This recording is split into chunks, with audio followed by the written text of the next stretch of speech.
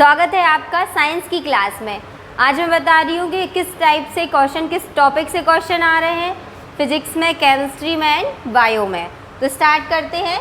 जैसे साइंस में देखने मिले हैं, प्लांट से क्वेश्चन पूछ रहे हैं, बोन्स से पूछ रहे हैं, डाइजेशन सिस्टम से भी क्वेश्चन आ रहा है, बॉडी टेम्परेचर से रिलेटेड कुछ क्वेश्चन आए हैं, डायमेंशन फार्मूला पूछे गए। फिजिक्स में dimension formula, surface tension means पृष्ठ तनाव से क्वेश्चन पूछा गया है, और एसआई यूनिट्स के बारे में पूछा गया है। तो हम वन बाय वन स्टार्ट करते हैं। हम थोड़ा थोड़ा डिटेलिंग सबके बारे में जानेंगे, जिससे आपके सारे एग्ज़ाम के लिए कवर अप हो जाए। ओके, तो स्टार्ट करते हैं।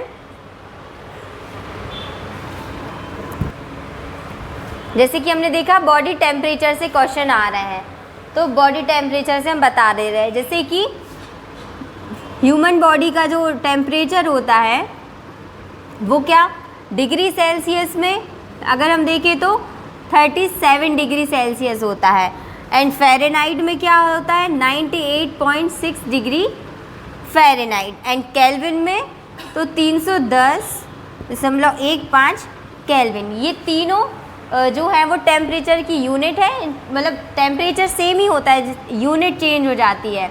तो 37 डिग्री सेल्सियस डिग्री सेल्सियस में, फ़ारेनहाइट में 98.6 एंड केल्विन में 310.15। तो एक टेम्परेचर का एक फॉर्मूला बता देती हूँ मैं।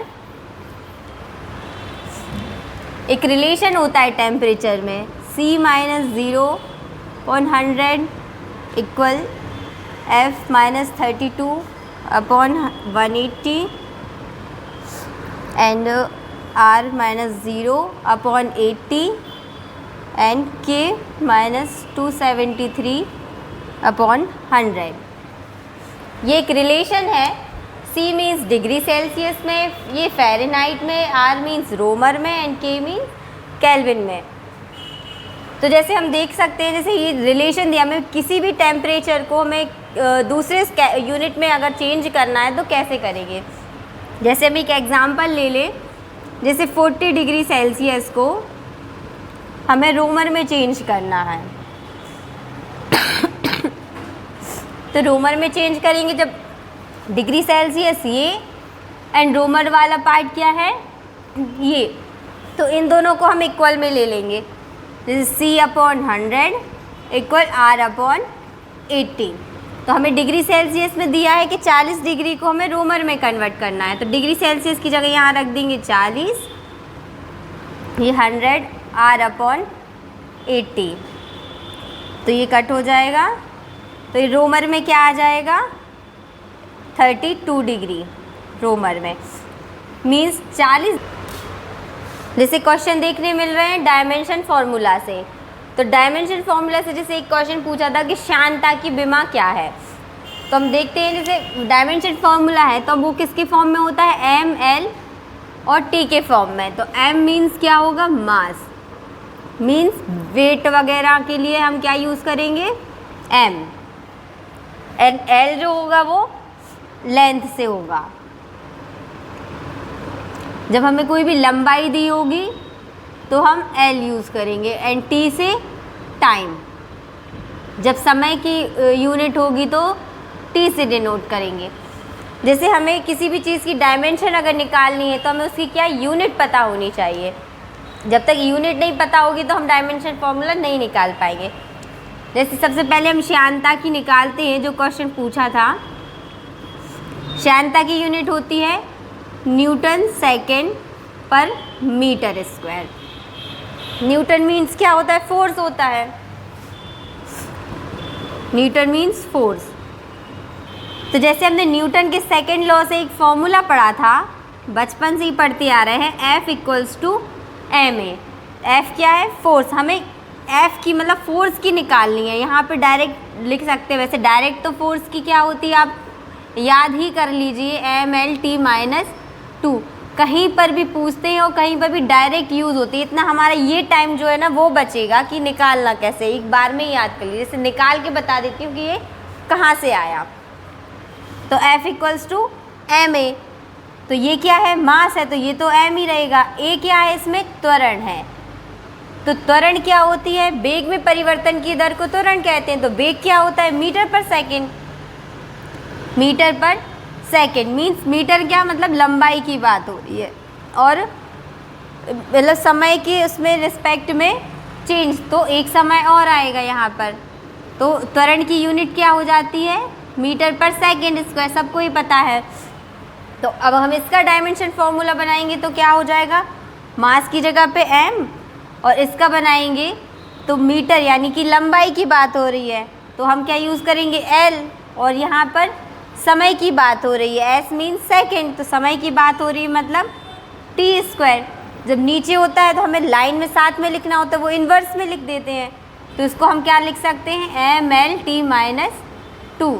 तो यहाँ से डायरेक्ट फोर्स की निकल के आ गई, क्या होती है? mlt-2।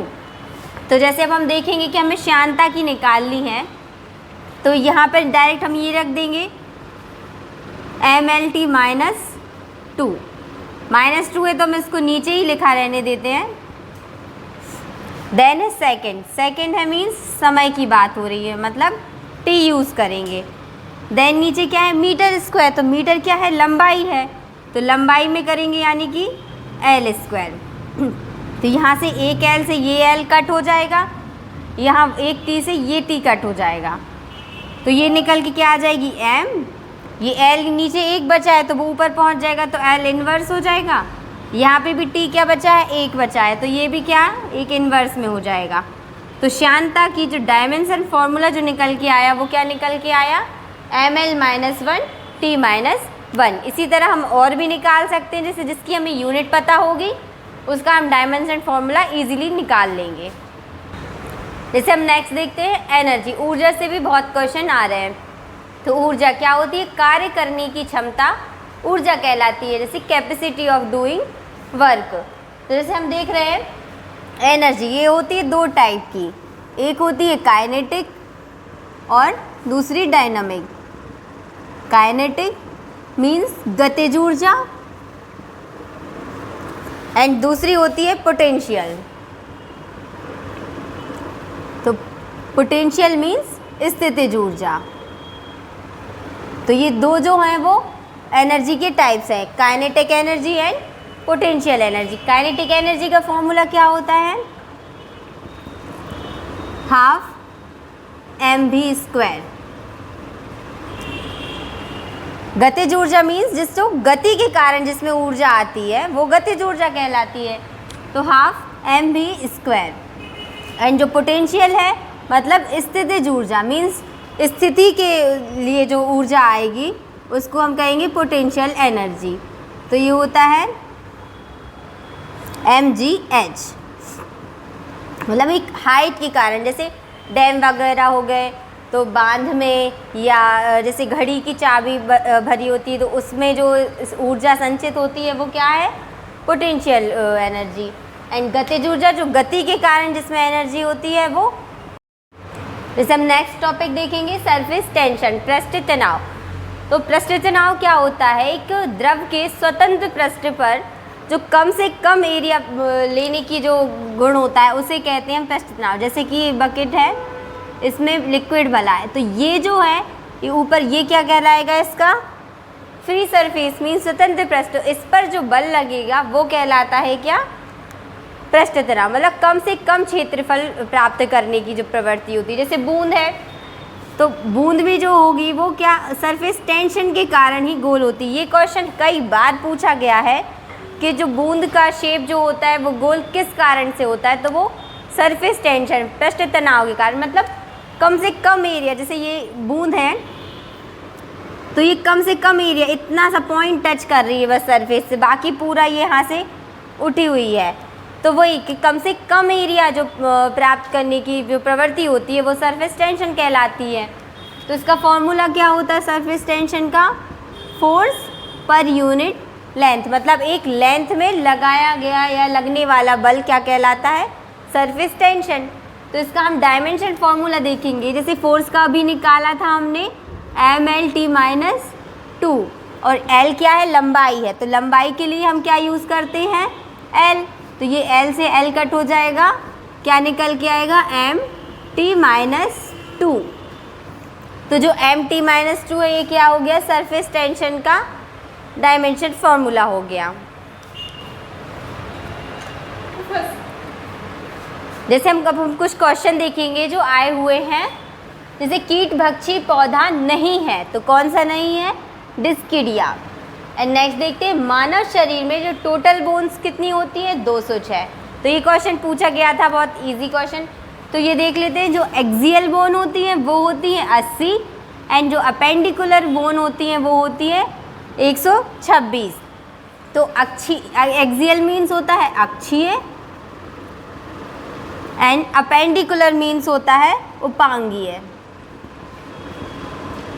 तो उपांगीय कितनी होती है, 126। तो ये टोटल मिला के जो है वो 206 हड्डियाँ हो जाती हैं।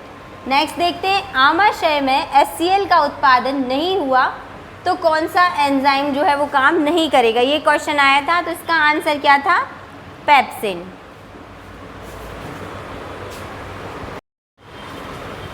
अब हम देखेंगे जीके से रिलेटेड कुछ क्वेश्चन जो एग्जाम में आए हुए हैं। जैसे फर्स्ट देखते हैं, आसियान के सदस्य कितने हैं, ये सदस्य देश कितने हैं ये पूछा गया था।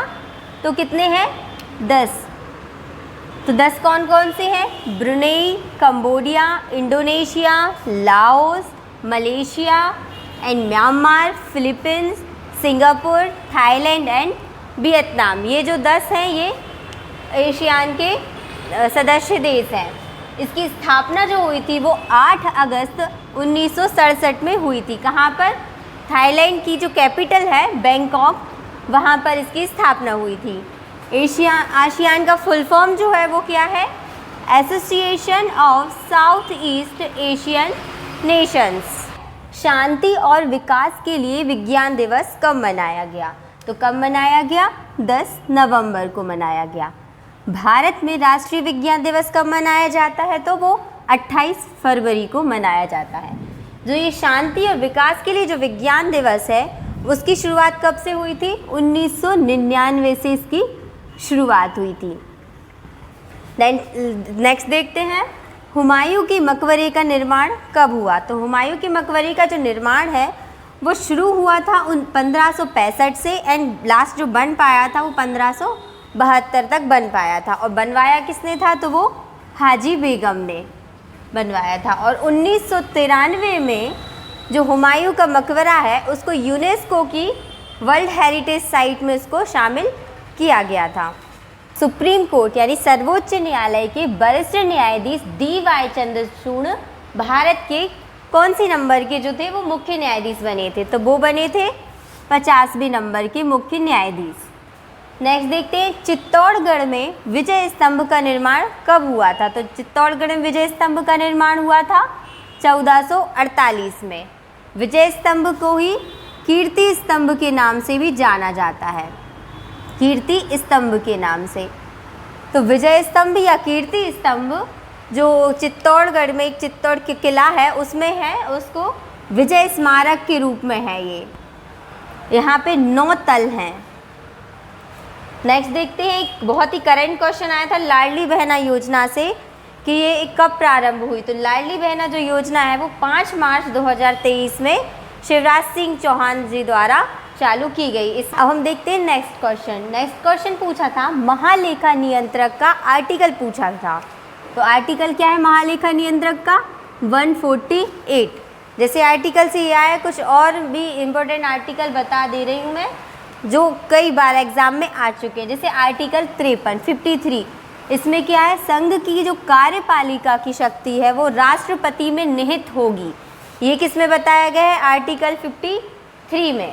एंड राज्यों के लिए हाई कोर्ट की स्थापना, ये किस आर्टिकल में बताया गया है, आर्टिकल 214 में बताया गया है कि राज्यों के लिए एक हाई कोर्ट की स्थापना की जाएगी। नेक्स्ट देखते हैं, सबसे इम्पोर्टेंट जो कई बार पूछा है उसकी ट्रिक भी है, जैसे आर्टिकल 79, 80 और 81। इसकी ट्रिक है सरला, ठीक है, सरला। 79, 80 और 81, सा से संसद, रा से राज्यसभा एंड ला से लोकसभा। तो देख सकते हैं 79 में सा से संसद, 80 में रा से राज्यसभा एंड 81 में ला से लोकसभा।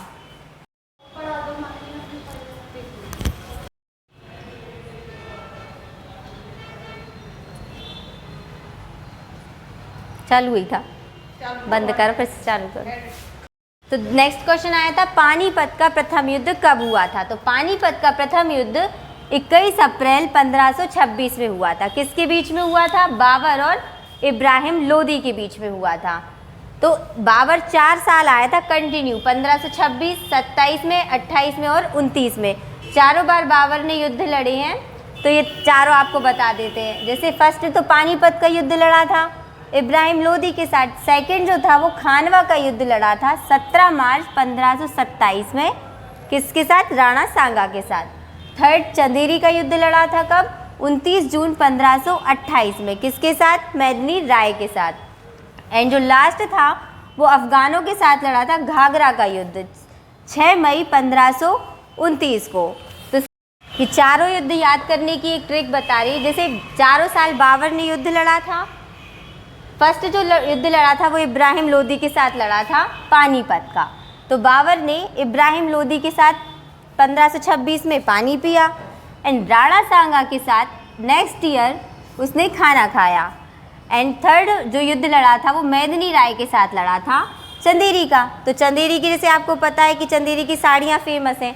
तो मेदिनी राय ने उसे क्या दी? राय दी कि चंदेरी की साड़ी लेने जाना है। तो चंदेरी की साड़ी लेने गया और वहाँ पे उसे साड़ी नहीं मिली। तो उसने फिर अफगानों के साथ क्या वहाँ से साड़ी की जगह वो क्या करके ले आया? घाघरा खरीद के ले आया। तो ये चारों युद्ध हो गए।